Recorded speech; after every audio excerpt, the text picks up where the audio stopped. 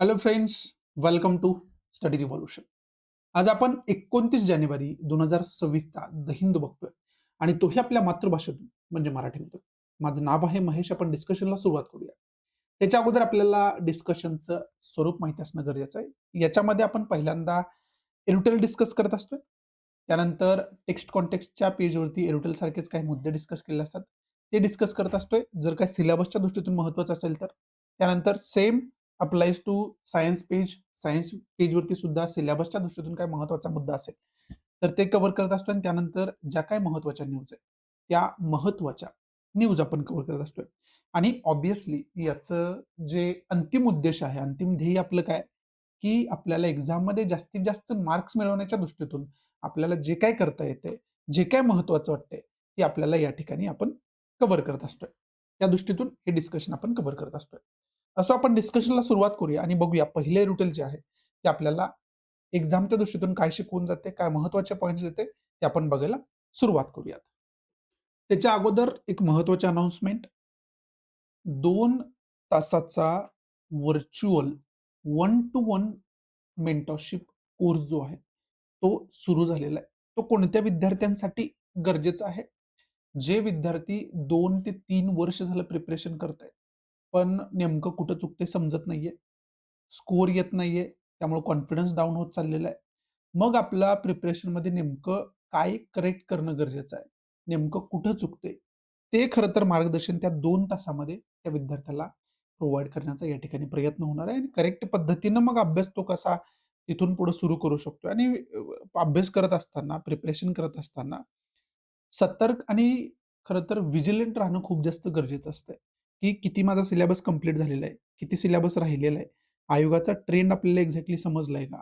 मग जर ट्रेंड समजला असेल, तर आपण क्वेश्चन गेस करू शकतोय का आता? ह्या सगळ्या गोष्टी त्याच्यामध्ये खऱ्या अर्थानं डिस्कस होणार आहे आणि करेक्ट पाथ जो असतो प्रिपरेशनचा, तो करेक्ट पाथ आपण त्याच्यामध्ये डिस्कस करून आपलं प्रिपरेशनचं प्लॅनिंग कशा पद्धतीने आपल्याला करेक्ट करता येईल, ह्याचं मार्गदर्शन त्या 2 तासामध्ये विद्यार्थ्याला मी तिथं करण्याचा प्रयत्न करणार आहे.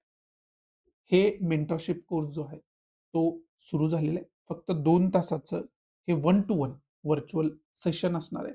त्याच्यासाठी तुम्ही ॲडमिशन घेऊ शकता. डिस्क्रिप्शन बॉक्समध्ये तुम्हाला Google फॉर्म दिलेला आहे. त्याची लिंक दिलेली आहे. तो फॉर्म भरून तुम्ही याच्यासाठी ॲडमिशन घेऊ शकताय. याची जी फी आहे, ती 1999 एवढी फीस ठेवलेली आहे. त्यामुळं याला ॲडमिशन अशाच विद्यार्थ्यांनी घ्या, जे विद्यार्थी सीरियस आहेत आणि सिरियसली त्यांनी 1 ते 2 वर्ष अभ्यास केलाय, 3 वर्ष अभ्यास केलाय, परंतु त्यांना तरी हा प्रॉब्लेम फेस करावा लागतोय. अशाच विद्यार्थ्यांनी खऱ्या अर्थानं तिथं ॲडमिशन घ्या. बाकी विद्यार्थ्यांनी तिथं ॲडमिशन घ्यायची गरज का नाहीये? कारण त्याचा मग तुम्हाला तशा पद्धतीने उपयोग होणार नाही. मग त्याच्यामध्ये तुमचा वेळ जाईल आणि पैसा पण वाया जाईल. ऑब्व्हियसली माझा पण वेळ त्याच्यामध्ये वाया जाईल. तो उद्देश त्याचा अजिबात नाहीये. त्याचा उद्देश एकच आहे, की जे विद्यार्थ्यांचं प्रिपरेशन कुठेतरी चुकलेलं आहे, त्याच्यामुळे त्यांचा वेळ खूप जास्त गेलाय आणि येणाऱ्या काळामध्ये पण जाणार आहे. त्यांचं प्रिपरेशन करेक्ट करण्याच्या दृष्टीतून तो कोर्स लॉन्च केलाय. त्यामुळे अशाच विद्यार्थ्यांनी त्याला जॉइन झालं, तर त्यांच्यासाठी तो त्याचा खऱ्या अर्थानं फायदा होऊ शकतोय. असो आपण डिस्कशनला सुरुवात करूया. पहिलं जे एरोटेल आपल्याला दिसतंय, ते एरोटेल लिहिलेलं आहे शशी थरूर यांनी आणि हे खरं तर महत्त्वाचं हिस्ट्रीमध्ये यांचं खरं तर एक प्रभुत्व हासेला यांचे बुक सुद्धा खूप जास्त गाजलेले आहेत. त्याचबरोबर यांना एक वेगळी ओळख म्हणून इंग्लिशवरती खूप जास्त प्रभुत्व असणारे पर्सन म्हणून सुद्धा ओळखलं जातं. पण खूप नॉलेजेबल पर्सन आहे. यांचे एरोटेल सुद्धा खूप खऱ्या अर्थाने इन्फॉर्मेशन देणारे असतात आणि आजचं सुद्धा एरोटेल जे आहे, ते तशा पद्धतीचंच खऱ्या अर्थानं इन्फॉर्मेटिव्ह एरोटेल आहे. आता आजचं जर एरोटेल आपण बघितलं, तर ते टुरिझमचा ज्यावेळेस आपण अभ्यास करतो ना, टुरिझम सेक्टरचा ज्यावेळेस अभ्यास करतो ना, त्यावेळेस आपल्याला या एरोटेलमध्ये जो काही इन्फॉर्मेशन यांनी एक वेगळा पॉइंट दिलेला आहे, तो पॉइंट आपल्याला लक्षात घेणं खूप जास्त गरजेचं या एरोटेलच्या माध्यमातून होऊन बसणार आहे. ती इन्फॉर्मेशन आपल्याला या माध्यमातून मिळणार आहे. म्हणजे टुरिझमचे रिलेटेड हे खूप जास्त महत्त्वाचं आहे. अर्थशास्त्राचा ज्यावेळेस आपण अभ्यास करतो ना, त्यावेळेस वेगवेगळ्या सेक्टरचा अभ्यास आपण करतो. त्याच्यामध्ये तुम्हाला टुरिझम सेक्टरचा पण अभ्यास करावा लागतो. त्याच्यामध्ये काय कॉन्ट्रिब्युशन आहे टुरिझम सेक्टरचं अर्थव्यवस्थेमध्ये, हे तुम्हाला माहिती असणं खूप जास्त गरजेचं असतं. आणि मग त्याच्यामध्ये थोडं डीप डाइव्ह करायला आपण गेलो, तर आपल्याला टुरिझम सेक्टर नेमकं काय काम करतं? त्याचे पॉझिटिव्ह पॉइंट काय आहेत? निगेटिव्ह पॉइंट काय आहेत? इंडियामध्ये टुरिझमचे डेव्हलपमेंट किती प्रमाणात झाले? जर झाले असेल तर कसे झाले? कमी प्रमाणात झाले असेल तर त्याचे काय-काय रिझन आहेत? हे सगळं यामध्ये आपल्याला माहिती असणं अपेक्षित आहे. आणि त्या दृष्टीतून हे एअरटेल आपल्यासाठी खूप जास्त महत्त्वाचं आहे. ती इन्फॉर्मेशन इथं शशी थरूर एक टुरिझम जे सेक्टर आपलं आहे, त्याला एक वेगळा नजरिया देऊन आपल्याला सांगतायत, की त्याच्यामध्ये काय निगेटिव्ह पॉइंट आहेत आणि त्याच्यामधून कशा पद्धतीने आपण वर येणं गरजेचं आहे. आणि ते सांगत असताना ते सिंगापूर, थायलंड सारख्या कंट्रीचं आपल्याला एक्झाम्पल सुद्धा देतात. मग इथं तुमच्याकडून हीच अपेक्षा आहे, की तुम्ही नोटबुक आणि पेन घेऊन ह्यातल्या ज्या काही तथ्यात्मक गोष्टी आहेत, तुम्ही नोट डाउन करून घेणं खूप जास्त गरजेचं आहे. कारण याचा फॉर्मॅट जर आपण बघितला ना, जशा पद्धतीनं आपण ॲन्सर रायटिंग करतो, तशा पद्धतीनं हे एरोटील लिहिलेलं आहे. त्यामुळं हे एक आपण म्हणू शकतोय, की एक मूर्तिमंत उदाहरण आहे करेक्ट ॲन्सर रायटिंगचं. हे सुद्धा या ठिकाणी आणि प्रत्येक एरोटेल जर आपण बघितलं, विशेष करून जर टेक्स्ट कॉन्टेक्स्टवरती एरोटेल तुम्ही बघितली ना, तर त्याच्यामध्ये तुम्हाला ॲन्सरचं स्ट्रक्चर खूप जास्त शिकायला मिळतं. त्याच्यामध्ये कन्क्लुजन खूप जास्त शिकायला मिळतं. त्याच्यामध्ये इंट्रोडक्शन खूप जास्त शिकायला मिळतं. आणि एरोटेलमध्ये कन्क्लुजन आणि मग ते टेक्स्ट कॉन्टेक्स्ट एरोटेल असू द्या किंवा एरोटेल पेजचं एरोटेल असू द्या. याच्यामध्ये आपल्याला इंट्रोडक्शन आणि कन्क्लुजन हे खूप जास्त प्रकर्षाने शिकायला मिळतं. आणि ऑब्व्हियसली हे डिपेंड पण आहे, की तुमचं किती त्या एरोटेलकडे लक्ष आहे, किती मायक्रो तुम्ही अंडरलाईन ज्या केलेल्या आहेत त्या लक्षात घेता, नोटीस करता. हे सुद्धा खूप जास्त महत्त्वाचं असतं. पण ऑब्व्हियसली मी सुद्धा तुम्हाला इथं ते अंडरलाईन करणं, ते समजावून सांगणं हे सुद्धा खूप जास्त गरजेचं आहे. म्हणून मी परत एकदा तुम्हाला सांगतोय, की जर तुम्हाला एखाद्या ॲन्सरची सुरुवात कशी करायची आहे, एखाद्या एसेची सुरुवात कशी करायची आहे, तो कन्क्लूड कसा करायचा हे जर शिकायचं असेल ना, तर जास्तीत जास्त एरोटेल आपल्याला आपण बघितलेले असायला पाहिजे. त्याच्यातून सुद्धा खूप गोष्टी आपल्याला शिकायला मिळतात. वेगवेगळ्या लेखाची सुरुवात कशी करायची असते, हे सुरुवात करण्याच्या एखाद्या स्टोरीपासून सुरुवात करू शकता, कोटपासून सुरुवात करू शकता, एखाद्या तथ्यात्मक इन्फॉर्मेशनपासून सुरुवात करू शकता. अशा अनेक गोष्टी आहेत, की ज्यांना आपण एरोटेल सॉरी ॲन्सर रायटिंग सुरुवात करू शकतो किंवा आपण एस्सेची सुरुवात करू शकतो. आणि ते आपल्याला अशा पद्धतीच्या वेगवेगळ्या लेखांमधून शिकायला मिळतात. ठीक आहे. पण इथं आपला जो आजचा जो एअरटेलचा टॉपिक आहे, तो टुरिझम इंडस्ट्रीचा आहे आणि याच्यामध्ये शशी थरूर म्हणतायत, की इंडियामध्ये 1.4 बिलियन पॉप्युलेशन असताना टुरिझम जेवढं डेव्हलप व्हायला पाहिजे होतं, तेवढं डेव्हलप झालेलं नाहीये. आणि त्याचे अनेक रिझन आहेत वेगवेगळे आणि ते रिझन वेगवेगळे ते हायलाइट करतायत आणि मग शेवटी त्याचं सोल्युशन पण सांगतायत, की त्याच्यावर सोल्युशन म्हणून आपल्याला प्रिकॉशनरी मेजर्स काय-काय घेणं गरजेचं आहे. ठीक आहे. मग हे जर आपण सुरुवात आपण याची बघितली, तर सुरुवात बघत असताना याचा जो बेस आहे, की जसं मी तुम्हाला सांगितले टुरिझम बेसवरती आहे. मग टुरिझममध्ये जर आपल्याला प्रॉब्लेम महत्त्वाचे म्हटले टुरिझम सेक्टरमध्ये, तर प्रॉब्लेम महत्त्वाचे आपल्याला काय दिसतात? तर पहिलं तर एक इमेज, की इंडियामध्ये जे टुरिस्ट येतात त्यांच्यामध्ये इथं येण्याच्या अगोदर एक इमेज क्रिएट झालेली असते. मग ती इमेज काय आहे, की तिथं टुरिस्टसोबत वेगवेगळे स्कॅम्स होतात. तिथं वुमन ज्या टुरिस्ट असतात, त्या एकट्या फिरत असेल, तर त्यांची हॅरेसमेंट वगैरे केली जाते. अनेक वेळा आपण व्हिडिओ सुद्धा व्हायरल झालेले आपण त्या ठिकाणी बघितले आहेत, की टुरिस्टसोबत कशा पद्धतीचं तिथल्या लोकांचं बिहेवियर असतं, विशेष करून आपल्या देशामध्ये. ठीक आहे. ती एक इमेज त्यांच्यामध्ये झाली. त्याचबरोबर स्कॅम वेगवेगळे त्यांच्याबरोबर होतात. हॉटेल्स रिलेटेड स्कॅम होतात, गाईड्स रिलेटेड स्कॅम होतात. त्यानंतर बाकी गोष्टींमध्ये फॉर एक्झाम्पल आता इंडियन टुरिस्ट इथल्या इथं आपण फिरायला गेलो, तर आपल्याला एक गोष्ट जी आहे, ती तिथलं लोकल त्याची ₹20 किंमत असेल, तर आपण इथल्या इथं दुसऱ्या राज्यातून एखाद्या राज्यात गेलो किंवा दुसऱ्या सिटीतून एका सिटीमध्ये गेलो, तरीसुद्धा आपल्याला ती ₹40 ते ₹50 ला विकली जाते. कारण आपण तिथले लोकल नाही आहेत म्हणून. आणि तीच गोष्ट जी आहे, ते जर फॉरेनर असेल, दुसऱ्या कंट्रीज असेल, तर तीच गोष्ट ₹400 ते ₹500 त्याला किंमत सांगितली आहे. अशा छोट्या-छोट्या गोष्टी ज्या आहेत, त्याच्यामध्ये स्कॅम आपल्याला बघायला मिळतात. हॅरेसमेंटच्या ज्या काही केसेस आहेत, त्या आपल्याला बघायला मिळतात. त्याचबरोबर इन्फ्रास्ट्रक्चर नाहीये. म्हणजे वायफाय कनेक्टिव्हिटी असू द्या, बाकी इन्फ्रास्ट्रक्चर म्हणजे त्यांच्यासाठी टॉयलेटची सोय असू द्या, रेस्टरूमची सोय असू द्या. चांगल्या पद्धतीनं हॉस्पिटॅलिटी त्यांच्यासाठी असू द्या. ह्या सगळ्या इन्फ्रास्ट्रक्चरच्या ज्या काही गोष्टी आहेत, त्या खरं तर अवेलेबल नाहीयेत. ते इन्फ्रास्ट्रक्चरच अवेलेबल नाहीये. सॅनिटेशन ते अवेलेबल नाहीये. स्वच्छता ते अवेलेबल नाहीये. सॉरी. हे प्रॉब्लेम आहे. बाकी जर तिसरा जर महत्त्वाचा प्रॉब्लेम म्हटलं, तर तिसरा महत्त्वाचा प्रॉब्लेम शशी थरूर म्हणतायत, की तिसरा महत्त्वाचा प्रॉब्लेम हा आहे, की तिसरा महत्त्वाचा प्रॉब्लेम म्हणजे इंडिया इटसेल्फ म्हणजे स्वतः भारत. एक तर क्राउडेड कंट्री आहे, खूप मोठी लोकसंख्या असणारी कंट्री आहे. खूप जास्त नॉईज आपल्याला त्या ठिकाणी बघायला मिळतो. आणि मग जी लोकं शांत होण्यासाठी, एन्जॉय करण्यासाठी एखाद्या प्लेसला आलेले असतात, त्यांना जर क्राउडी, नॉइजी सिच्युएशन तिथं दिसली, तर ते फ्रस्ट्रेटिंग त्यांच्यासाठी होऊन जातं. आणि मग असे सगळे प्रॉब्लेम असताना त्याच्यामध्ये काय-काय सोल्युशन असायला पाहिजे, ते सुद्धा तो पुढं ते सांगताना आपल्याला बघायला मिळतात. मग हे एरोटेल मी मुद्दामून तुम्हाला लाईन टू लाईन सांगण्याचा का प्रयत्न करतोय, की याच्यातून काही एसेचे टॉपिक आपल्याला मिळतात, याच्यातून काही आन्सर रायटिंगचे टॉपिक आपल्याला मिळतात. त्यामुळे हे लाईन टू लाईन तुम्हाला सांगायचा प्रयत्न करतो. जेणेकरून तुम्हाला हे सगळं डिटेलमध्ये समजून घेता यावं आणि शशी थरूर सारखा व्यक्ती ज्यावेळेस एखादा एरोटेल लिहितो ना, त्यावेळेस आपली रिस्पॉन्सिबिलिटी ही बघते की बनते की आपण लाईन टू लाईन बघायला पाहिजे. कारण एका-एका वर्ड्समध्ये त्यांनी खूप जास्त इन्फॉर्मेशन देण्याचा आपल्याला प्रयत्न केलाय. त्यामुळे मी तुम्हाला लाईन टू लाईन सांगायचा प्रयत्न करतो. इथं एरोटेलची सुरुवातच किती मस्त केली बघा. India is the land of astonishing contrasts. It offers snow-capped peaks and sun-drenched beaches, ancient temples, and cutting-edge tech parks, spiritual retreats, and bustling bazaars. इंडियाचा जर आपण टुरिझमच्या दृष्टीतून विचार केला, तर इंडियामध्ये काय-काय असं आहे, तर एका वाक्यामध्ये त्यांनी सांगितले, की इंडियामध्ये तुम्हाला बर्फाच्छादित डोंगर बघायला मिळतील जम्मू काश्मीरकडे तुम्ही गेला तर. तुम्हाला जे बीचेस आहेत, तिथं सनराईज, सनसेट बघायला तुम्हाला मिळेल. एन्सियंट टेम्पल जे प्राचीन मंदिरं आहेत, ते मग वेगवेगळ्या पद्धतीने बांधलेली ती मंदिरं तुम्हाला बघायला मिळतील. त्याचबरोबर वेगवेगळे आय-टी पार्क्स वगैरे आहेत, टेक्नॉलॉजी पार्क्स वगैरे आहेत, ते सुद्धा तुम्हाला बघायला मिळतील. आणि स्पिरिच्युअल रिट्रीट सुद्धा तुम्हाला बघायला मिळतं. म्हणजे भंडारा वगैरे तुम्ही बघितलं असेल, जेवण वगैरे अ, जे मंदिरांमध्ये पंक्ती वगैरे जेवणाच्या बसतात. तशा पद्धतीच्या गोष्टी इंडियामध्ये विशेष करून बघायला मिळतील तुम्हाला. त्याचबरोबर मोठमोठे बाजार बघायला मिळतील. मोठमोठं जिथं तुम्ही शॉपिंग करू शकता. असे ओपन बाजार मोठमोठे बघायला मिळतील. अशा सगळ्या विविध गोष्टीतून खरं तर विविध गोष्टीनं नटलेलं जे इंडियाचं टुरिझम आहे, जो इंडिया आहे, हे सगळं तुम्ही या ठिकाणी एक्सपिरियन्स करू शकता. हे सुरुवातीलाच लेखक सांगतोय. म्हणजे इथं तुम्ही असं नाही, की इथं काहीच नाहीये तरी पण ॲडव्हर्टाइज खूप मोठ्या प्रमाणात केली जाते, की टुरिझम आहे म्हणून.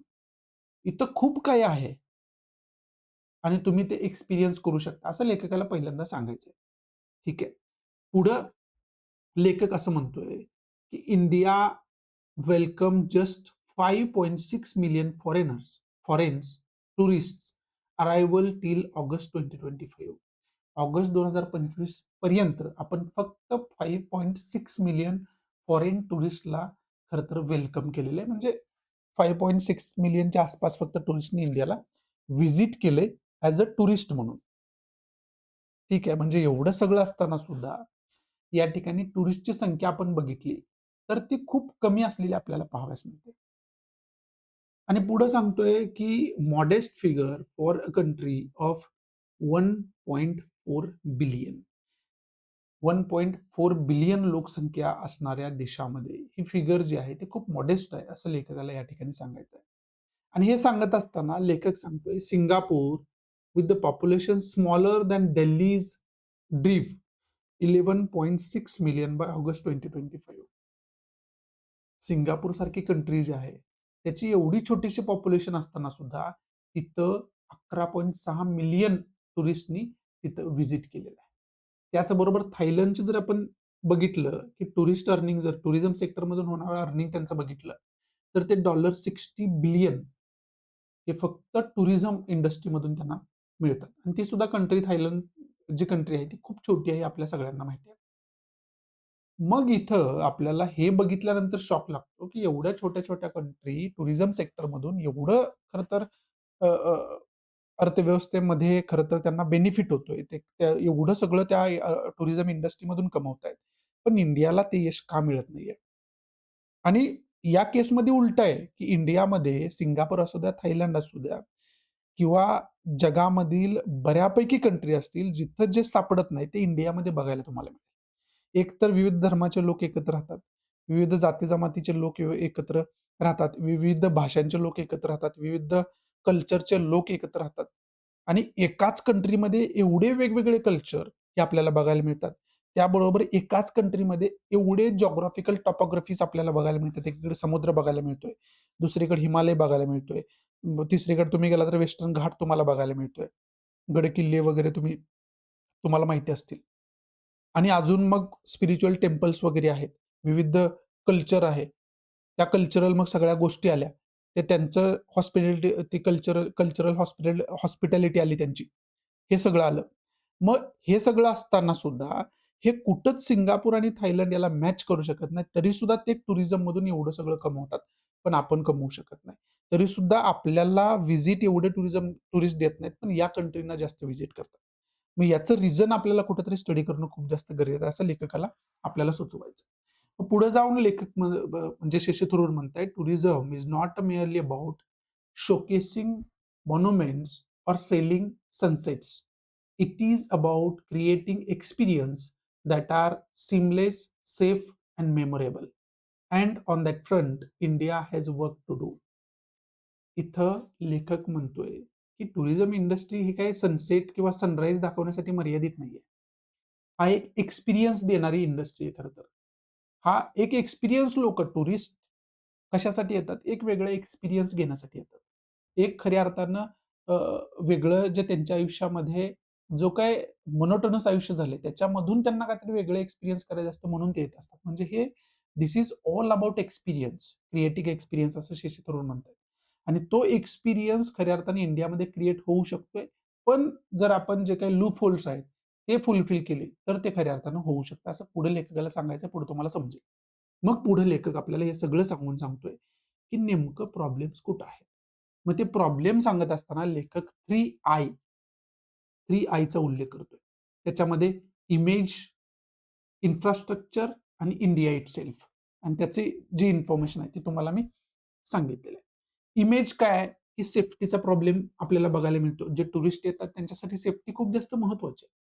आणि विशेष करून वुमन बरोबर अनेक व्हिडिओ सुद्धा आपण मधी बघितलं तर मला वाटतंय साउथ कोरियाची एक लेडी होती, व्लॉगर होती आणि तिच्या व्हिडिओमध्ये आपल्याला बघायला मिळालं, की त्याची छेडछाड वगैरे करताना तिथली लोकल जी मुलं आहेत, ती आपल्याला बघायला मिळाली होती. आणि तो खूप मोठा खरं तर इश्यू झाला होता. मग ज्यावेळेस फॉरेनर आपल्यामध्ये येतात आणि त्यांच्याबरोबर अशा पद्धतीची घटना घडते, त्यावेळेस ग्लोबल लेव्हलला त्या लोकल एरियाच नाही तर पूर्ण देशाची बदनामी होत असते. देशाचं खरं तर नाव त्याच्याशी जोडलं जात असते, की ती पर्सन जे आहे, त्या पर्सनला आपण इंडियामध्ये आलो हे माहिती असते. पण तो लोकल एरिया कोणता आहे किंवा लोकॅलिटी काय आहे याची, त्याची चर्चा खूप जास्त होत नाही. चर्चा होते इंडियाची, चर्चा होते पूर्ण देशाची.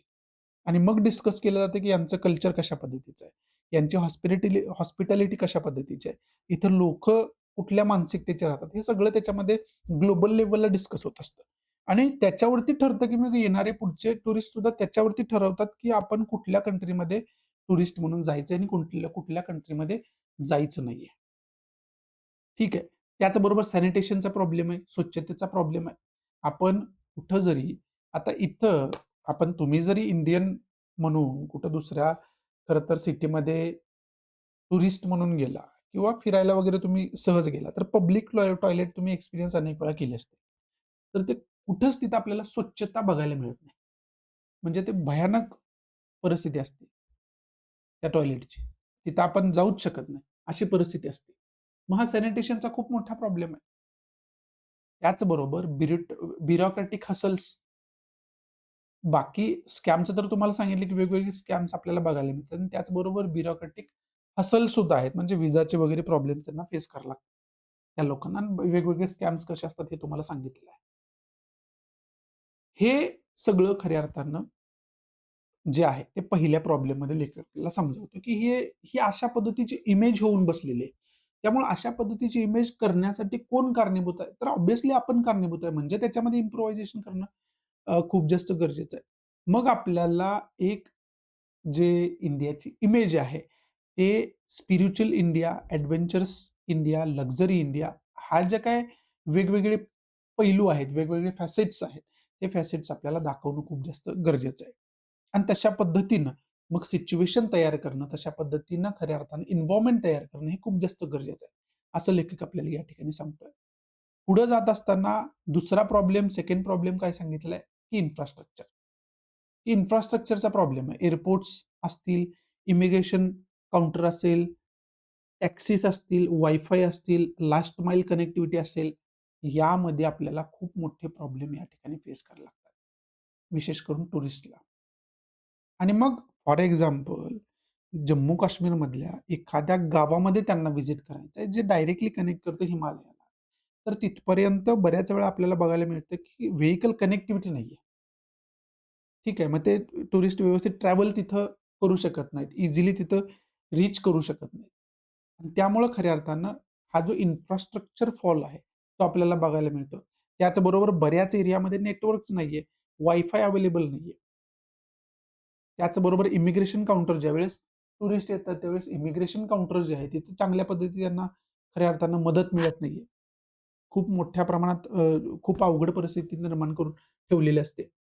जेणेकरून मग टुरिस्ट जे आहेत किंवा फॉरेनर जे आहेत, ते टाळतात येणं. जिकडं सोपं आहे तिकडं जातात ते निघून. मग ही परिस्थिती जी आहे, ही परिस्थिती आपल्याला टाळणं खूप जास्त गरजेचं आहे, असं लेखक सांगतो. आणि त्याचबरोबर पब्लिक टॉयलेट्स असेल, अ, जे खऱ्या अर्थानं वेल मेंटेन्ड हेरिटेज साइट्स असतील, याचा सुद्धा कुठेतरी लॅक आपल्याला त्या ठिकाणी बघायला मिळतो. असं लेखक आपल्याला या ठिकाणी सांगतोय. आणि तिसरा प्रॉब्लेम जो आहे, तो तिसरा प्रॉब्लेम लेखक म्हणतोय, की इंडिया इटसेल्फ. एकतर खऱ्या अर्थानं क्राउड खूप मोठा आहे, नॉईज खूप जास्त बघायला मिळतो आणि जे सर्व्हिस कल्चर आहे, ते सर्व्हिस कल्चर खूप कमी. त्याचबरोबर स्कॅमर्स आहेत, अ, जे बेगर्स आहेत, सेक्शुअल हॅरेस अ, खरं तर तिथे एक्झिस्ट करते आणि त्यामुळं खऱ्या अर्थानं आपल्याला इमेज जी आहे इंडियाची, ती इमेज त्या ठिकाणी एवढी चांगली बघायला मिळत नाही, जेणेकरून टुरिस्ट जे आहेत वेगवेगळ्या कंट्रीतले, ते टुरिस्ट इंडियाला टुरिझमसाठी पहिल्या स्थानावर ठेवतील. अशी इमेज त्या ठिकाणी आपली नाहीये किंवा तशी इमेज आपणच ठेवली नाहीये. हे कुठेतरी लेखक आपल्याला सुचवायचा प्रयत्न करतोय. त्याचबरोबर जे हॉस्पिटॅलिटी सेक्टर आहे, म्हणजे हॉटेलमध्ये जो स्टाफ असतो किंवा गेस्ट रूम असतात, होमस्टे असतात. तिथं खऱ्या अर्थाने जे लोक आहेत, ते खरं तर हॉस्पिटॅलिटीसाठी ट्रेन्ड नाहीयेत. त्यांना खऱ्या अर्थाने त्या पद्धतीची ट्रेनिंग प्रोव्हाईड केलेली नाहीये. त्यामुळं त्यांना जी इक्वल हॉस्पिटॅलिटी मिळायला पाहिजे, ती हॉस्पिटॅलिटी खऱ्या अर्थाने तिथं मिळत नाही. आणि त्यामुळे सुद्धा जी इमेज आहे, ती इमेज तशा पद्धतीची राहिलेली नाहीये. म्हणजे त्याच्यामध्ये जे हॉस्पिटॅलिटी आहे, ती हॉस्पिटॅलिटी आपल्याला त्याच्यासाठी जे ट्रेनिंग प्रोग्राम्स असतात, ते ट्रेनिंग प्रोग्राम्स इथं प्रोव्हाईड करणं खूप जास्त गरजेचं आहे. असं इथं आपल्याला या ठिकाणी शशी थरूर जे आहेत, ते समजावायचा प्रयत्न करतात. मग पुढे जाऊन we need to train immigration officers to be friendly and welcoming to foreigners.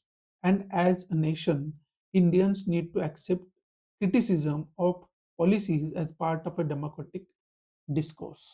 मग याच्यामध्ये जे इमिग्रेशन ऑफिसर्स असतात, त्यांना फ्रेंडली कशा पद्धतीने आपण राहू शकतो, त्याच्यासाठी ट्रेन करणं खूप जास्त गरजेचं आहे, जेणेकरून जास्तीत जास्त टुरिस्ट जे आहेत, ते इथं इंडियाला व्हिजिट करतील आणि त्यामुळं जे टुरिझम इंडस्ट्री आहे, ते टुरिझम इंडस्ट्री ग्रो करेल. हे खूप जास्त गरजेचं आहे, हे आपल्याला इथे शशी थरूर सांगतायत. त्याचबरोबर जर कुठला टुरिस्ट क्रिटिसाइज पॉलिसीचं करत असेल आपल्या, तर त्याचं सुद्धा आपण वेलकम करायला पाहिजे. ती टीका सुद्धा आपण खऱ्या अर्थानं त्याचं सुद्धा स्वागत करायला पाहिजे. कारण एक डेमोक्रॅटिक कंट्री म्हणून खरं तर आपल्यावरती टीका करण्याचा सुद्धा अधिकार आपण कुठेतरी देणं गरजेचं आहे. तरच खऱ्या अर्थानं आपण लोकशाही कंट्री म्हणून ओळखलं जाईल. असं ते खऱ्या अर्थानं सांगतायत. मग आता हे सगळं प्रॉब्लेम सांगत असताना, थोडं-थोडं सोल्युशन सुद्धा सांगत असताना, एक परफेक्ट सोल्युशन सुद्धा पुढे ते देत आहेत आणि त्याच्यामध्ये लेखकानं 5 पॉइंट आपल्याला दिलेले आहेत, की त्याच्यामध्ये सोल्युशन काय-काय असायला पाहिजे. याचे 5 पॉइंटमध्ये लेखक चांगल्या पद्धतीने आपल्याला एक्सप्लेन करतोय, की काय-काय सोल्युशन असायला पाहिजे. त्याच्यामध्ये पहिलं सोल्युशन दिले रिब्रँड अँड रिलॉन्च. म्हणजे हे सगळं बदलायचं असेल, तर आपल्याला रिब्रँडिंग करणं, रिलॉन्चिंग करणं खूप जास्त गरजेचं आहे टुरिझम सेक्टरचं. मग त्याच्यामध्ये आपल्याला ज्या काही महत्त्वाच्या गोष्टी आहेत, त्या हायलाइट करणं खूप जास्त गरजेचं आहे. मग त्याच्यामध्ये गोल्डन ट्रायंगल दिलंय.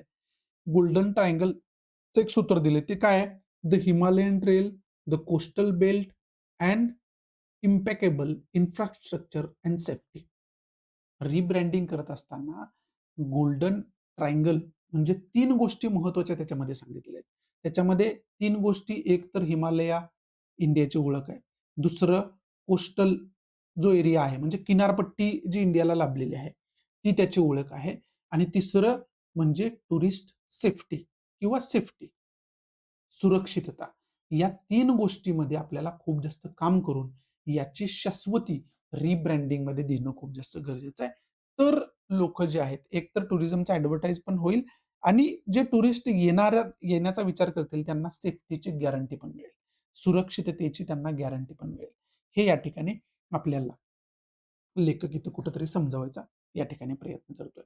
मग इथं incredible India's experience the infinite, not just a place to visit, but a world to inhabit spiritually, culturally and emotionally. हा डायरेक्ट एसेचा सब्जेक्ट बनू शकतो. परत एकदा रीड करतो. हे इंडियाविषयी यांनी सेंटेन्स सांगितलंय. ठीक आहे, इन्व्हर्टेडमध्ये आहे. Incredible India's experience the infinite, not just a place to visit, but a world to inhibit spiritually, culturally and emotionally. India हे प्लेस इनक्रेडिबल आहे आणि ते एक इनफायनाईट एक्सपिरियन्स तुम्हाला देतं. म्हणजे वेगवेगळे अनगिनत एक्सपिरियन्स तुम्हाला देतं. आणि इंडिया हे प्लेस फक्त व्हिजिट करण्याचं नाहीये, तर तो एक एक्सपिरियन्स आहे. ते एक खरं तर जगण्याची पद्धत आहे. तिथं तुम्हाला स्पिरिच्युअली, कल्चरली आणि इमोशनली कशा पद्धतीने आपण जगायचं असतं, हे सगळं तुम्हाला शिकायला मिळतं, बघायला मिळतं, एक्सपिरियन्स करायला मिळतं, असं याच्यामध्ये सांगितलंय. आणि हा जो सब्जेक्ट आहे तो डायरेक्ट एसे लिहू शकतो अशा पद्धतीचा. त्यामुळे हा एसे म्हणूनच तुम्ही लिहून गेला पाहिजे आणि याच्यावरती लगेच 1000 ते 1200 शब्दामध्ये लिहून बघायला पाहिजे, की आपल्याला याच्यावरती लिहिता येते. मग स्पिरिच्युअली इंडिया कसा आहे, कल्चरली इंडिया कसा आहे, इमोशनली इंडिया कसं आहे, हे सगळं तुम्हाला त्याच्यामध्ये एक्सप्लेन करायला लागेल आणि त्याच्यातूनच मग पुढे सिद्ध होत जाईल, की इनक्रेडिबल इंडिया कसा आहे. ठीक आहे. आणि मग इनफायनाईट एक्सपिरियन्स, अनगिनत अनुभव कशा पद्धतीचे येतात इंडियामध्ये, हे त्याच्यापुढे एस्टॅब्लिश व्हायला सुरुवात होईल. हा पहिलं सोल्युशन लेखकाने दिलेलं आहे, की रिब्रँड आणि रिलॉन्च करा आणि ते कसं करायचं हे सुद्धा लेखकाने आपल्याला सांगितलेलं आहे. सेकंड पॉइंट सांगत असताना लेखक काय म्हणतोय, एन्करेज पब्लिक प्रायव्हेट पार्टनरशिप. याच्यामध्ये हे जर तुम्हाला सगळं इन्फ्रास्ट्रक्चर डेव्हलपमेंट असू द्या किंवा बाकी डेव्हलपमेंट असू द्या, हेरिटेज साईटची डेव्हलपमेंट असू द्या, तिथं सुरक्षितता डेव्हलप करण्याची गोष्ट असू द्या, याच्यासाठी तुम्हाला पब्लिक प्रायव्हेट पार्टनरशिप करावं लागेल. म्हणजे गव्हर्नमेंटला प्रायव्हेट एंटिटी सोबत पार्टनरशिप करून हे सगळं काम करावं लागेल. तर हे खऱ्या अर्थानं साध्य होऊ शकतंय. मग त्याच्यामध्ये ट्रान्सपोर्टची सुविधा असू द्या, इन्फ्रास्ट्रक्चर सगळ्या सोयी, मग त्याच्यामध्ये ट्रान्सपोर्ट आलं, सॅनिटेशन आलं, रेस्टरूम आल्या, हॉस्पिटॅलिटी आली. त्याच्यामध्ये आपण म्हणू शकतोय, की बाकी ज्या काही गोष्टी, फॉर एक्झाम्पल टॉयलेटची उपलब्धता, त्यांच्यासाठी स्वच्छ टॉयलेटची गरज आहे, स्वच्छ रेस्टरूमची गरज आहे, वायफाय किंवा कनेक्टिव्हिटीची गरज आहे. या सगळ्या गोष्टींसाठी आपल्याला पब्लिक प्रायव्हेट पार्टनरशिप करावं लागेल. असं लेखक या ठिकाणी आपल्याला समजावायचा प्रयत्न करतोय. आणि त्याच्यामध्ये आपण खऱ्या अर्थानं प्रायव्हेट कंपन्यांसोबत, प्रायव्हेट एंटिटींसोबत पार्टनरशिप करून त्याच्यामध्ये इन्व्हेस्टमेंट वाढवून ते इन्फ्रास्ट्रक्चर डेव्हलप करू शकतो. बाकी गोष्टी डेव्हलप करू शकतो. तिसरा पॉइंट लेखक काय सांगतोय? Tourist police force. आता ज्यावेळेस आपण सेफ्टीची गोष्ट करतो ना, त्यावेळेस आपल्याला ते इन्शुअर करणं गरजेचं आहे. मग हे टुरिस्ट पोलिस फोर्स जे आहे, ती आपण डेव्हलप करणं खूप जास्त गरजेचं आहे. जेणेकरून जे टुरिस्ट आहेत, त्यांच्याबरोबर स्कॅम्स होणार नाहीत, त्यांच्याबरोबर हॅरेसमेंट होणार नाही. बाकी त्यांच्याबरोबर ज्या गोष्टी निगेटिव्ह होतात, त्या कोणत्याही होणार नाही आणि याच्यावरती पूर्णतः चाप बसावा, याच्यासाठी आपल्याला टुरिस्ट पोलिस फोर्स डेव्हलप करणं खूप जास्त गरजेचं आहे. त्याचबरोबर सेंट्रलाइज्ड ॲप जे आहे, ते सुद्धा आपण डेव्हलप करणं गरजेचं आहे. कशासाठी? तर वेगवेगळ्या प्लेसेसला आता आपण अनेक वेळा इथं जर महाराष्ट्रामध्ये आपण राहतोय, तर अनेक वेळा आपण गड-किल्ले बघायला जातो. पण तिथं बऱ्यापैकी जे गाईड अवेलेबिलिटी असते ना, ते एकतर गाईड अवेलेबिलिटी आपल्याला माहितीच नसते आणि जर असेल तर त्यांचे ठराविक चार्जेस काय असायला पाहिजे, हे आपल्याला माहिती नसतं. मग त्यामुळे ते जे चार्जेस सांगतात, ते आपल्याला द्यावे लागतात. त्याचबरोबर त्या गाईडची ऑथेंटिसिटी आपण डायरेक्टली चेक नाही करू शकत. ते जे इन्फॉर्मेशन सांगतात, ते जे क्वालिफिकेशन सांगतात, त्याच्यावरती आपल्याला विश्वास ठेवावा लागतो. तिथं कुठेही ऑथेंटिसिटी नाहीये. मग ही जर ऑथेंटिसिटी डेव्हलप करायची असेल, तर सेंट्रलाइज्ड ॲप्लिकेशन असणं खूप जास्त गरजेचं आहे. त्याच्यावर वरती हे सगळे जे गाईड्स असतात किंवा बाकी रिलेटेड गोष्टी आहेत, त्या रजिस्टर्ड असतील, जेणेकरून देशातला पर्सन असू द्या, टुरिस्ट असू द्या किंवा परदेशातला टुरिस्ट असू द्या, त्याला डायरेक्टली तिथे व्हिजिट करून ते सगळं बुक करता यावं, ती सगळी इन्फॉर्मेशन काढता यावी.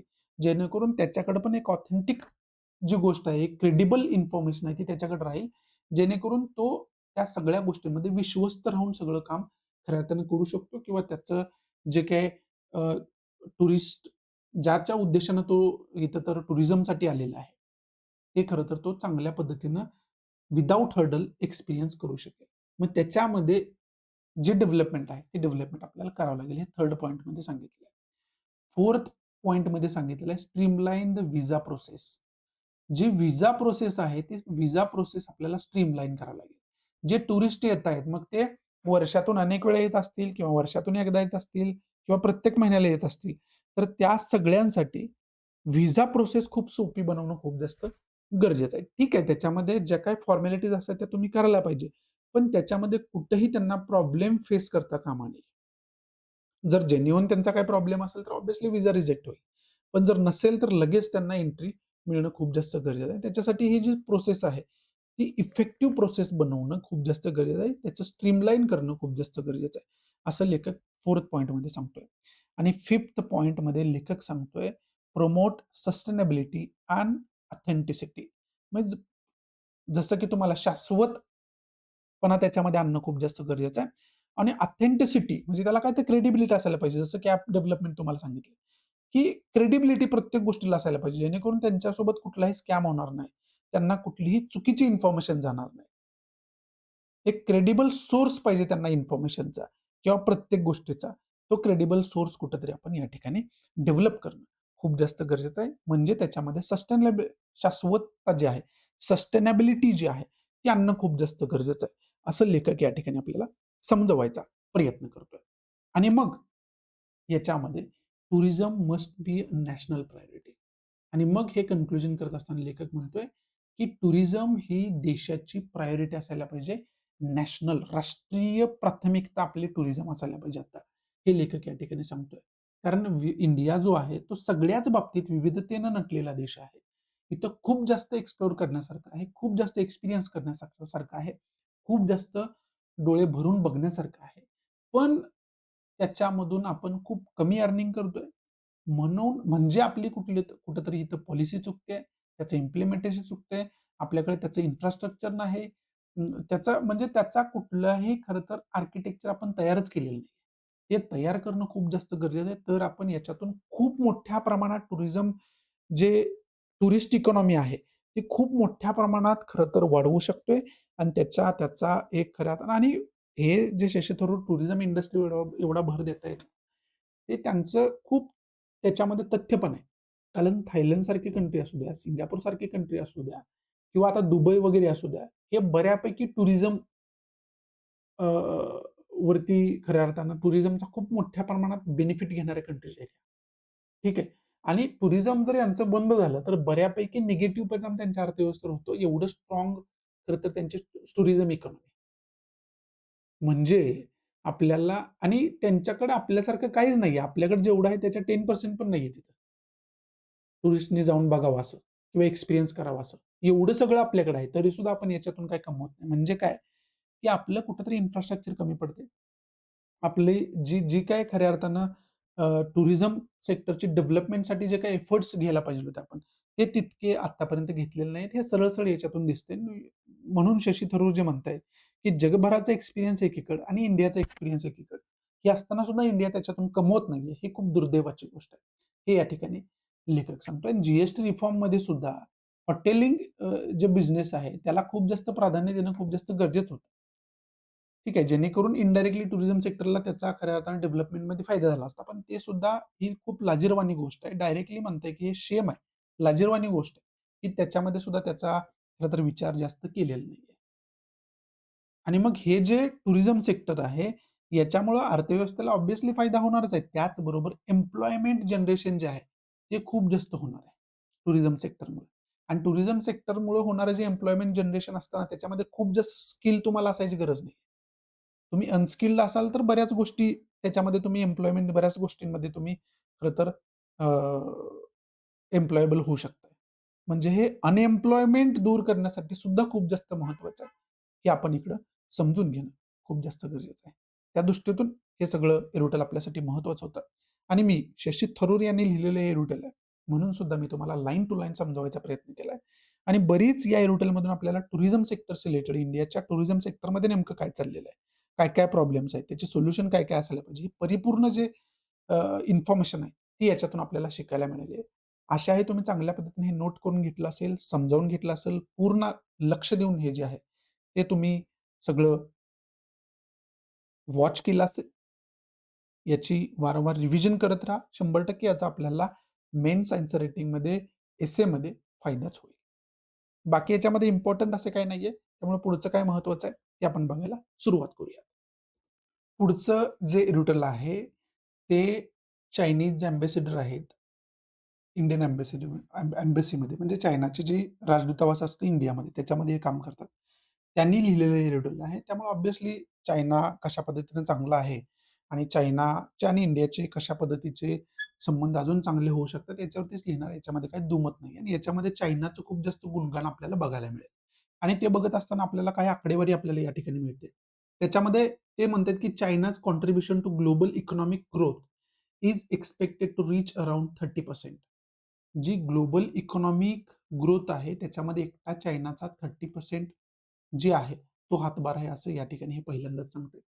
त्याचबरोबर कन्झम्पशन असू द्या, एक्सपोर्ट्स असू द्या, इन्व्हेस्टमेंट असू द्या, याच्यामध्ये चायना अग्रेसर आहे. कसा अग्रेसर आहे हे आपल्याला समजावून या ठिकाणी सांगायचा प्रयत्न करताय. त्याचबरोबर चायना आणि इंडिया ट्रेड जो आहे तो 2025 मध्ये आपण बघितलं की डॉलर 155.6 बिलियन एवढा खरं तर झालेला आहे. आणि त्याची जी ग्रोथ आहे तो वर्षानुवर्ष 9.7% या रेटनं खरं तर होते. हे या ठिकाणी लेखक आपल्याला समजावून सांगतोय. म्हणजे काय तथ्यात्मक खरं तर इन्फॉर्मेशन या ठिकाणी देतोय. आणि त्याचबरोबर जे एशियन मार्केट आहे, एशियन मार्केटमध्ये सुद्धा चायना जो आहे तो खूप चांगल्या पद्धतीने परफॉर्मन्स करतोय. हे या ठिकाणी आपल्याला इथं समजावून सांगायचा प्रयत्न केलेला आहे. मग त्याच्यामध्ये एआय असू द्या, क्वांटम टेक्नॉलॉजी असू द्या, ब्रेन कॉम्प्युटर इंटरफेस असू द्या, म्हणजे टेक्नॉलॉजीच्या सगळ्या सेक्टरमध्ये चायना कुठेतरी आहे ना, तो अग्रेसर असलेला आपल्याला या ठिकाणी बघायला मिळतो. ते आपल्याला नाकारून चालणार नाहीये. ठीक आहे. मग आता हे जे सगळं आहे ना, याच्यामध्ये आपल्याला अभ्यास कोणकोणत्या गोष्टींचा करून ठेवायचा आहे, हे नीट लक्षात द्या. तुमचं कॉन्सन्ट्रेशन आता इथं खूप जास्त अपेक्षित आहे. कारण हे एरोटेलमध्ये काही गोष्टी दिल्या नाहीत, म्हणजे ते आपल्यासाठी महत्त्वाच्या नाही असं नसते. हे फक्त एरोटेल किंवा कुठलाही मजकूर न्यूज पेपरमध्ये येतो ना, तो तुम्हाला एक हिंट देतो, की तुम्ही सिलेबसमध्ये जाऊन कुठल्या गोष्टीचा अभ्यास करायचा. हे कायम हे तुम्ही कोरून ठेवा तुमच्या माइंडमध्ये, की सिलेबस म्हणजे तुम्हाला न्यूजपेपरमध्ये काय तुमच्या सिलेबसमधले पॉइंट एक्सप्लेन करायसाठी न्यूजपेपर येत नसतो. न्यूजपेपर जनतेला इन्फॉर्मेशन देण्यासाठी येत असतो. सिंपल लॉजिक आहे त्याचं. ठीक आहे. पण न्यूजपेपरमध्ये जे मुद्दे डिस्कस केले असतात ना, मग जे आयोगामध्ये क्वेश्चन फॉर्म करतात ना, त्यांचं पण लक्ष न्यूज पेपर वगैरे ते वाचत असतात. कारण ऑब्व्हियसली ते विद्वान लोक आहेत म्हणून तर ते क्वेश्चन फॉर्म करण्याच्या लेव्हलचे आहेत. ठीक आहे. मग त्यांचं जे ब्रेन काम करतंय ना, ते ऑब्व्हियसली त्याच्या पाठीमागे करंटमध्ये काय चाललंय हे असतंच ना. त्यामुळे जिओग्राफीमधला जर क्वेश्चन कुठला त्यांना विचारायचा समजा फिजिकल जिओग्राफीचा विचार झाला, तर आता अरवलीचा विषय चालू आहे. ठीक आहे. मग अरवलीच्या अवतीभोवती होऊ शकते की त्यांना विचारावं वाटेल क्वेश्चन. म्हणजे काय आहे, की अरवलीचा काहीतरी मुद्दा डिस्कस न्यूजपेपरमध्ये होत होता. त्यामुळे आपल्याला हिंट काय मिळाली, की अरवली न्यूजमध्ये. मग अरवली न्यूजमध्ये म्हटल्यावर आपल्याला काय करणं गरजेचं आहे, की अरवलीची सगळी जिओग्राफिकल इन्फॉर्मेशन काढणं खूप जास्त गरजेचं आहे. ठीक आहे. जेणेकरून त्याच्यावरती प्रिलियमला तुम्ही क्वेश्चन विचारा, त्याच्यावरती मला आन्सर रायटिंग करायला लागू द्या. ही सगळी इन्फॉर्मेशन किंवा ते सगळं नॉलेज मला आहे. म्हणजे अरवलीशी रिलेटेड न्यूज आपल्याला काय सांगते, की हिंट देते, की "बाळ तू जा आणि अरवलीचा अभ्यास कर." ठीक आहे. मग प्रत्येक एरोटेलकडे आणि प्रत्येक न्यूजकडे आपण तसंच बघायला पाहिजे. ठीक आहे. आता ज्यावेळेस इथे चायनाचं जे काही की आमची जी इकॉनॉमी आहे ती कशी स्वावलंबी आहे. आम्ही कोणाला नाही एक्सपोर्ट केलं तरी आम्ही ग्रोथ करू शकतो. असं जे काही सांगतायत ते ठीक आहे सगळं. पण याच्यातून आपल्याला अभ्यास कोणत्या गोष्टींचा करायचा? तर याच्यातून पहिला पॉइंट तुम्हाला अभ्यास करायचा इंटरनॅशनल रिलेशनच्या दृष्टीतून इंडियाचे आणि चायनाचे रिलेशन कशा पद्धतीचे आहेत. याचा खऱ्या अर्थानं आपल्याला चांगल्या पद्धतीने अभ्यास करून ठेवायचा आहे आणि ज्यावेळेस इंटरनॅशनल रिलेशनचा आपण सिलेबस बघतो ना, त्यावेळेस तुम्हाला नेबरहूड कंट्री सोबतची इंडियाचे रिलेशन कसे आहेत, त्याचा अभ्यास करून ठेवायचाच आहे. त्यामुळं ह्या गोष्टी सगळ्या आल्या, त्याचा अभ्यास आपण करून ठेवणं गरजेचं आहे.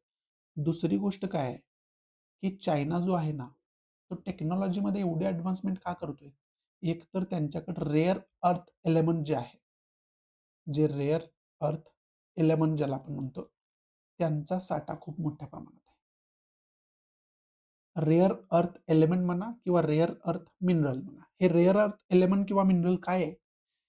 तर याच्या अगोदर पण तुम्हाला मी एकच वारंवार एक्झाम्पल देत असतोय. तुमचा जो हँडसेट आहे, तुम्ही मोबाईल वगैरे यूज करत असाल ना, तो जर डिअसेंबल केला, तर त्याच्यामध्ये एक मदरबोर्ड असतो किंवा लॅपटॉप वगैरे तुम्ही यूज करत असाल ना, तर त्याच्यामध्ये सुद्धा एक मदरबोर्ड असतो. त्या मदरबोर्डमध्ये वेगवेगळ्या छोट्या-छोट्या चिप्स आपल्याला दिसतात. त्याच्यामध्ये जे धातू यूज केले जातात ना, तो जो धातूचा साठा आहे ना, तो पृथ्वी तलावरती रेअर आहे, खूप कमी आहे. ठीक आहे. मग तो साठा जो आहे, तो चायनाकडं बऱ्यापैकी प्रमाणात आहे. आणि मग त्याची गरज आता आपण एआयच्या जगात वगैरे जातोय म्हणजे टेक्नॉलॉजीची गरज आपल्याला पडणार आहे. आणि त्याच्यामध्ये मग या धातूशिवाय ती टेक्नॉलॉजी डेव्हलप होऊच शकत नाही. आणि ज्याच्याकडे हा धातू आहे, तो खरं तर याच्यामध्ये अग्रेसर मानावा लागेल. बरं आता ह्याचा साठा फक्त असून उपयोग नाहीये. त्याचा साठा असताना सुद्धा तुम्ही तुमच्याकडे ती टेक्नॉलॉजी डेव्हलप करण्याचं इन्फ्रास्ट्रक्चर असायला पाहिजे. तेवढी इन्व्हेस्टमेंट तुमच्याकडे असायला पाहिजे, तेवढे फंड तुमच्याकडे असायला पाहिजे. या बऱ्यापैकी गोष्टींमध्ये चायना जो आहे, तो पहिल्यापासून अग्रेसर राहिलेला आहे. त्याच्यामध्ये त्यांना खऱ्या अर्थानं मानावं लागेल आपल्याला. मग आता हे असताना यांनी काय केलं, की अगोदर हे जे रेअर अर्थ एलिमेंट्स आहेत, ते एक्सपोर्ट वगैरे करत होते. पण त्यानंतर त्यांनी यूएसए सारख्या कंट्रीला वगैरे एक्सपोर्ट करणं टोटली बॅन करून टाकलं. टोटली बंद करून टाकलं. ठीक आहे. कारण याचं जे महत्त्व आहे, ते बऱ्यापैकी कंट्रींना आता समजायला लागलेलं आहे. आणि त्याच्यामध्ये इंडियाला सुद्धा त्याच्यामध्ये खूप मोठे हर्डल्स निर्माण झालेले आहेत. त्यामुळं याच्यामध्ये ऑटोमॅटिक पॉइंट कुठला येतो? पॅक्सिलिका. जे पॅक्सिलिका आहे ना, जे पॅक सिलिकॉनिका सुद्धा याला म्हणतात आणि पॅक सिलिका सुद्धा याला म्हणतात. हे कशासाठी स्थापन केलं? यूएस लेड एक ग्रुप आहे हा. हा खऱ्या अर्थाने हे जे रेअर अर्थ अर्थ एलिमेंट्स आहेत किंवा मिनरल्स आहेत, याच्याशी रिलेटेड जी टेक्नॉलॉजी आहे, ती डेव्हलपमेंटसाठी सगळे देश एकत्र येऊन काम करणार याच्यामध्ये आहे. आणि त्याच्यामध्ये इंडियाला सुद्धा इन्व्हिटेशन दिलं गेलेलं आहे. Sorry, right. मग हे लगेच तुम्हाला पॅक सिलिका इथं कनेक्ट व्हायला पाहिजे. त्याच्याबरोबर इथं लेखक आपल्याला एशियानमध्ये इन्व्हेस्टमेंट रिलेटेड बोलतोय. मग हे जे एशियन कंट्रीज आहेत ना, ह्या एशियन कंट्रीज ज्याला आपण साउथ ईस्ट जे association of south east Asian nations ज्याला आपण म्हणतो, ते हे आहे. मग याच्यामध्ये कोणकोणते देश येतात? याच्यामध्ये इंडियाचा रोल काय आहे? इंडिया ऑब्व्हियसली इंडियाचा मेंबर नाहीये, पण इंडियाचं एक रिलेशन आहे या देशांसोबत. ते कशा पद्धतीचं आहे? याच्यामध्ये चायनाचा इन्फ्लुअन्स कशा पद्धतीचा आहे? याचा खऱ्या अर्थानं अभ्यास करावा लागतो. आणि ज्या वेळेस आपण चायनाचा अभ्यास करतो ना, त्यावेळेस तुम्हाला साउथ चायना सी सोडून चालत नाही. साउथ चायना सीमध्ये एक इल्लीगल जो दबदबा आहे, तो खऱ्या अर्थानं हे निर्माण करायचा प्रयत्न वारंवार करत असतात.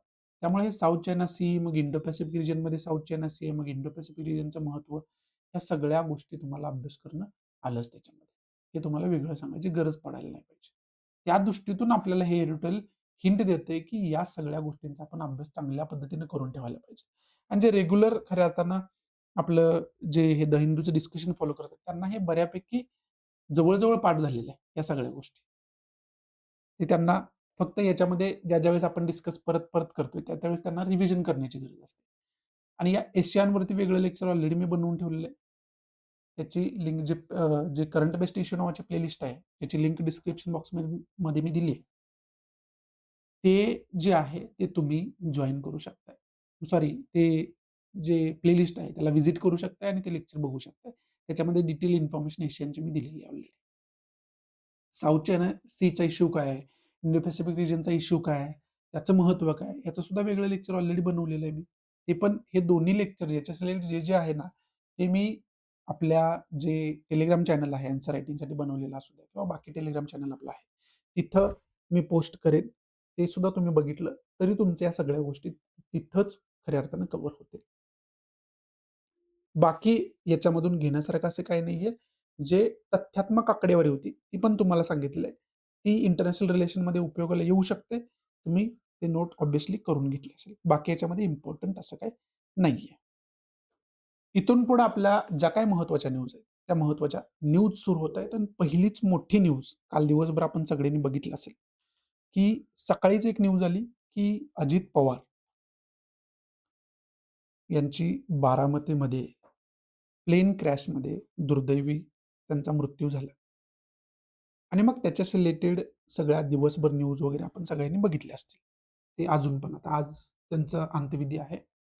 फायनल जो फ्युनरल किंवा अंत्यदर्शन वगैरे असते, ते आज आहे. सकाळी 11 पासून पुढं. ते आज पण बऱ्यापैकी न्यूजमध्ये आपल्याला बघायला मिळेल. त्यामुळे हे खूप खूप मोठी न्यूज आपल्याला बघायला मिळाली होती. आणि सेकंड लँडिंगमध्ये खऱ्या अर्थानं तो अपघात झाला. फर्स्ट लँडिंगमध्ये ते लँड करू शकले नाहीत. आणि सेकंड लँडिंगमध्ये ते खरं तर प्लेन क्रॅश झालं आणि त्याच्यामध्ये 6 जण होते. ते 6च्या 6 जण तिथं त्यांची death on the spot death झालेली आपल्याला बघायला मिळाली.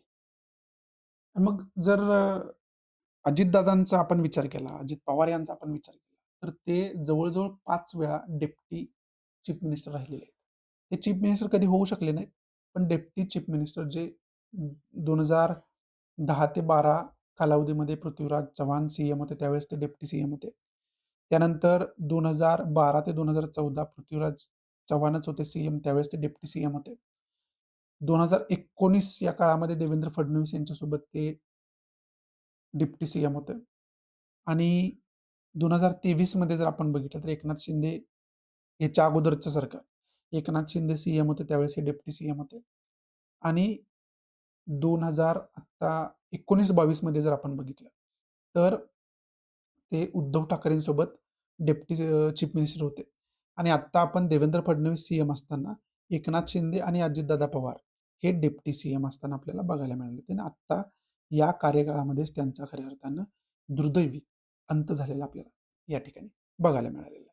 आणि त्यामुळे हे सुद्धा डिस्कस केलं जाते, की सेकंड लँडिंगमध्ये विशेष करून जे क्रॅश विमानं झाली आणि त्याच्यामध्ये ज्या काही महत्त्वाच्या पर्सनॅलिटीजची डेथ झाली, ते सुद्धा इथं खऱ्या अर्थानं आपल्याला दिलेलं आहे, की होमी भाभा असतील, अ, किंवा जनरल बिपिन राऊत असतील, आत्ता अजितदादा पवार असतील, संजय गांधीसारखी पर्सनॅलिटी असेल.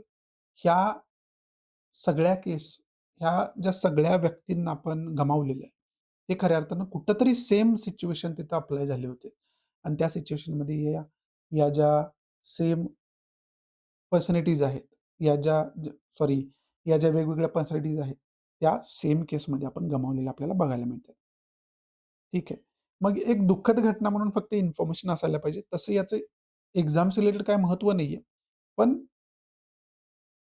एक विमान क्रॅश होणं, ही खरं तर खूप मोठा प्रॉब्लेम इंडियामध्ये आपल्याला बघायला मिळतो. कारण हैदराबादमध्ये आपल्याला केस बघायला मिळाली. त्याच्यानंतर सुद्धा 2-3 केसेस आपल्याला बघायला मिळाल्या. आत्ता मग इथं बारामती एक केसमध्ये आपल्याला बघायला मिळाली. आणि सेम सिच्युएशनचा विचार केला तर एवढे महत्त्वाच्या पर्सनॅलिटी त्याच्यामध्ये डेथ झालेली आहेत. मग याच्यामध्ये काय टेक्निकल इन्फॉर्मेशन आहे, ती काय तुम्हाला काढता येते का? ती फक्त बघून ठेवा. प्रिलिममध्ये इंजिनचा वगैरे एखादा क्वेश्चन आला तर येईल. नाहीतर ऑब्व्हियसली बऱ्यापैकी आयोग जो आहे तो निगेटिव्ह गोष्टींवरती कधी प्रश्न विचारत नाही. इनडायरेक्टली पण नाही आणि डायरेक्टली पण नाही. जे माझं ऑब्झर्वेशन आहे. त्यामुळे हे एक्झाम्स रिलेटेड याचं महत्त्व नाहीये. पण एक भारतीय नागरिक म्हणून आपल्याला याची थोडीशी इन्फॉर्मेशन असायला पाहिजे. याच्यासाठी हे तुमच्यापुरतं म्हणजे आपल्यासाठी एवढं फक्त मर्यादित आहे. बाकी याच्यामध्ये इम्पोर्टंट असं काही नाहीये. पुढची न्यूज आहेत राष्ट्रपती द्रौपदी मुर्मू यांच्याशी रिलेटेड आहे. आता आपल्या ज्या राष्ट्रपती आहेत ना, त्यांची वेगवेगळी स्टेटमेंट जर काढून बघितली ना, तर ते इक्वॅलिटीशी रिलेटेड खूप जास्त बोलत असतात. वेगवेगळ्या कम्युनिटीमध्ये इक्वॅलिटीशी रिलेटेड खूप जास्त बोलत असतात. आणि याच्यामध्ये सुद्धा central authorities working with full sensitivity for all communities says Murmu. ठीक आहे. त्यामुळे हे इक्वॅलिटीचं जे काही तरतुदी आहेत ना, मग त्याच्याशी रिलेटेड इंडियन कॉन्स्टिट्यूशनमध्ये आर्टिकल कोणता आहे? शेड्यूल कोणता आहे? पार्ट कोणता आहे? अमेंडमेंट काय त्याच्यामध्ये झालेले आहेत का? ह्या सगळ्या गोष्टींचा अभ्यास करणं खूप जास्त गरजेचं आहे. त्याचबरोबर वेगवेगळी सुप्रीम कोर्टाची जजमेंट्स याच्यावरती काय आहेत का? ह्या सगळ्या गोष्टींचा आपल्याला अभ्यास करून ठेवायचा आहे. पुढची न्यूज आहे सौदी अरेबिया आणि इंडियामध्ये सिक्युरिटी डायलॉग जे आहेत, ते होताना आपल्याला बघायला मिळतात. त्याच्याशी रिलेटेड खरं तर ही न्यूज आहे. मग इंडियाचे आणि सौदी अरेबियाचे रिलेशन कशा पद्धतीचे आहेत, त्याचा फक्त याच्यामध्ये अभ्यास करून ठेवा. आणि याच्याशी रिलेटेड जी वर्ल्ड मॅप आहे, तो मॅप चांगल्या पद्धतीने बघून ठेवा. पुढची न्यूज आहे ते आपल्याला डेटाशी रिलेटेड खूप जास्त महत्त्वाचे आहे. डी म्हणजे आपण department of personal and training यांच्या आकडेवारीनुसार 66% जे सॅनिटेशन वर्कर्स आहेत. सॅनिटेशन वर्कर्स म्हणजे काय? की साफ कामगार असतील, मग सगळे साफसफाई, गटार सफाई करणारे वगैरे, वगैरे हे सगळे कामगार जे असतील, याच्यामध्ये 66% जे कामगार आहेत, ते एस-सी, एस-टी, ओ-बी-सी या खरं तर कास्टमधून येतात. आणि याच्यामध्ये मग इंडियामध्ये किती इक्वॅलिटी आहे आणि किती इनइक्वॅलिटी आहे, हे पण आपल्याला खऱ्या अर्थाने इथं बघायला मिळतं. त्यामुळे ही आकडेवारी फक्त 66% workers for sanitation purposes belongs to SC, ST and OBC एवढं जरी सेंटेन्स तुम्ही लक्षात ठेवलं, तरी ते मोर दॅन सफिशियंट आहे. ते तुम्हाला आन्सर रायटिंगमध्ये डायरेक्ट लिहिता येईल आणि हे सोर्स काय डी-ओ-पी-टी हा सोर्स आहे. यानं जो रिपोर्ट दिलाय त्याच्यामध्ये हे सगळं मेन्शन केलेलं आहे. बाकी याच्यामध्ये इम्पोर्टंट आपल्यासाठी असं काही नाहीये. इथं खऱ्या अर्थानं आजचा द हिंदू जो आहे, तो मी समाप्त करतोय. ज्या विद्यार्थ्यांना आन्सर रायटिंग करायचं आहे, त्या विद्यार्थ्यांसाठी टेलिग्राम चॅनल आहे, टेलिग्राम ग्रुप आहे. डिस्क्रिप्शन बॉक्समध्ये लिंक दिली तो जॉइन करू शकता. ते सगळ्यांसाठी ओपन आणि फ्री आहे. तिथं जे डेली बेसिसवरती आपण डिस्कस करतोय, त्यावरती आधारितच मी तिथं क्वेश्चन पोस्ट करत असतोय. तुम्ही डे 1 पासून आन्सर रायटिंग सुरू करू शकताय. मी स्वतः तुमच्या आन्सर रायटिंगवरती फीडबॅक देतोय. तुम्ही जे आन्सर रायटिंग करता, ते PDF फॉर्ममध्ये तुम्ही मला शेअर करू शकता. त्याच्यावरती मी तुम्हाला फीडबॅक स्वतः देतोय. त्याचबरोबर जर आवडत असेल तर प्लीज लाईक करा, नसेल तर डिसलाईक करा. डिसलाईक का केलं हे कमेंट बॉक्समध्ये नक्की सांगा. जेणेकरून तुमच्या इन्स्ट्रक्शननुसार त्याच्यामध्ये मी इम्प्रोव्हायझेशन करू शकेन. आणि जर हे मराठी विद्यार्थ्यांसाठी महत्त्वाचं आहे, फायदेशीर आहे असं तुम्हाला वाटत असेल, तर प्लीज जास्तीत जास्त मराठी विद्यार्थ्यांना हे शेअर करा. तुम्ही शेअर केलं तरच मी त्यांच्यापर्यंत पोहोचू शकतो. त्यामुळे प्लीज जास्तीत जास्त मराठी विद्यार्थ्यांना हे शेअर करा. सो या ठिकाणी तुमच्या रजा घेतो. भेटूया आपण अशाच इंटरेस्टिंग नवनवीन लेक्चरमध्ये. तोपर्यंत thanks for watching. Good bye. Take care. Jai Hind.